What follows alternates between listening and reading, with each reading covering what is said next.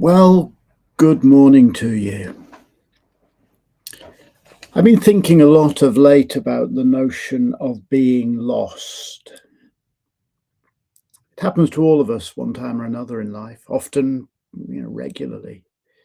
Certainly, it happens either at times of transition, like you're at the end of your 20s, moving into your 30s, or perhaps you're retiring. And, when the unexpected happens, you lose your job, or the economic circumstances change, or you know, relationships come and go, your health alters. We go through periods of transition and we end up lost. It's a common enough thing. When this happens, it's always worth asking yourself, what does lost mean? In what way am I lost? Maybe there's a distinction to be made that's useful. Are you lost, or have you lost something? They're slightly different things, aren't they? Sometimes we simply feel lost in life. We no longer know who we are. We no longer know how to operate in the world. We've lost our spiritual belief, our passion, our sense of the meaning of our lives. We're lost.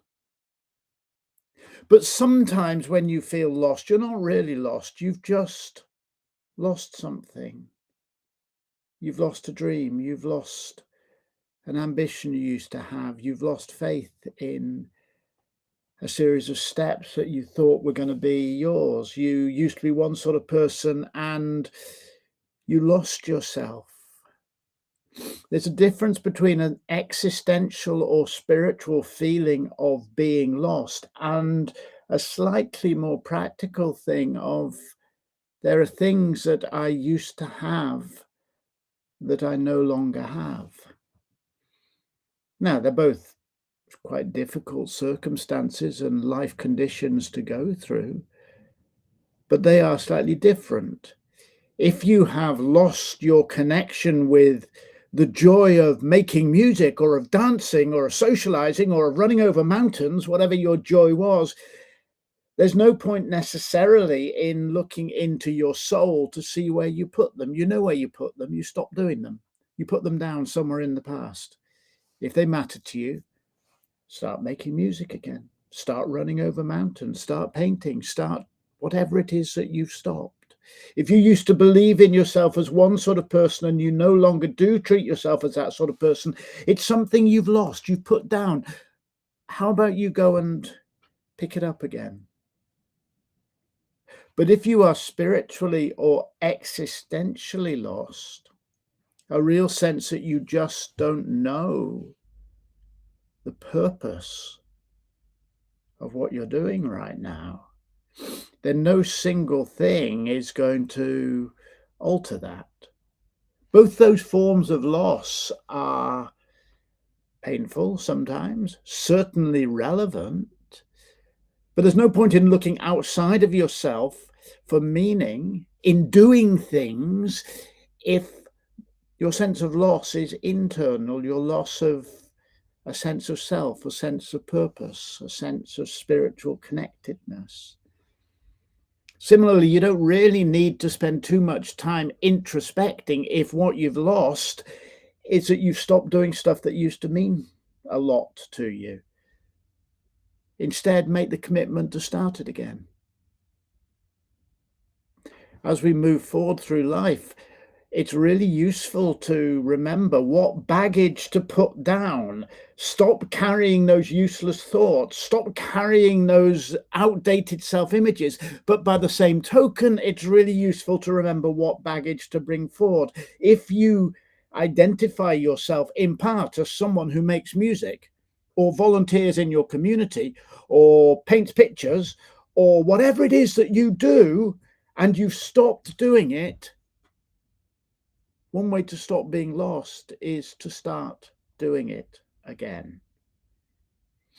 In other words, when we're lost, we can look inside at ourselves, or we can look outside at our actions or other things that come to us from the outside world.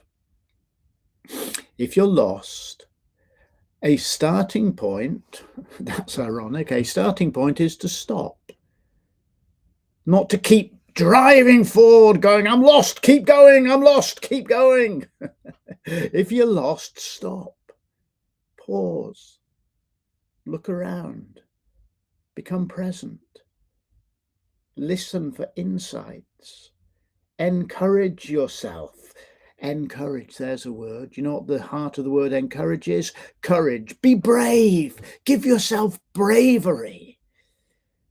Get clarity on what's lost and where to find it. And then, when you're ready, move forward with passion, with agency, with power, with wonder, with awe.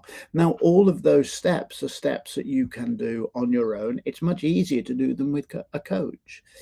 A large part of my work these days, when I'm not writing, is coaching people to pause, to look inside, to see what they have lost and to regain it with passion and wonder and awe at being a small part of a magnificent, extraordinary universe.